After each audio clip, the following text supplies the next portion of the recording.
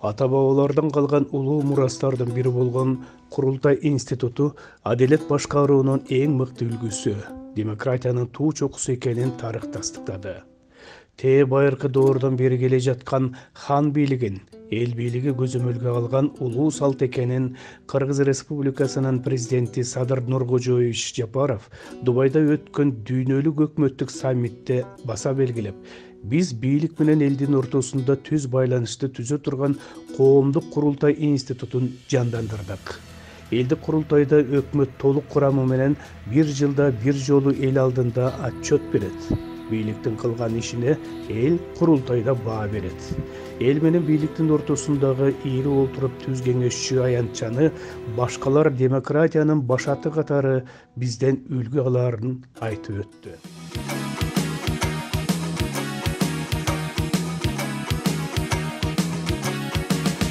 Жұрт бейғам қарап жатпағын, тұрмышыңдың жойғын қара тақтарын, туған жерде дұшман елеп қалбасын, тұш тарапқа тентіп кетіп жаштарың.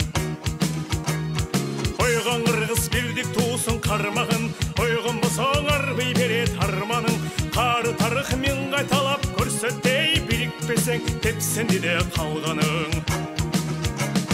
Кел заманда шақиқат жол баштайлы, қайдыгерлік адаттарды таштайлы.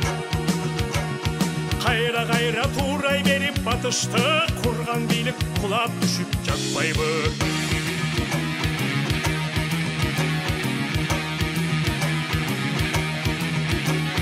Қанша жылдар қарайладың, қақшадың, ақиқаттың тура жолын таппадың. Ақырында мойын алар кез келді, ата салттың құрултайда жатқанын. Тарихтағы Атилла хан, Чыңгыз хан құрултайдың чечимдерин атқарған. Ошол үчүн эл жұрт колдоп аларды, ийгилиги бүт дүйнөгө даңкталган. Тургалайык тура жолду тандагын, көкөнөткүн биримдиктин байрагын. Ар жыл сайын көсөмдөрүң чогулуп, алга бурсун куттуу кыргыз аймагын.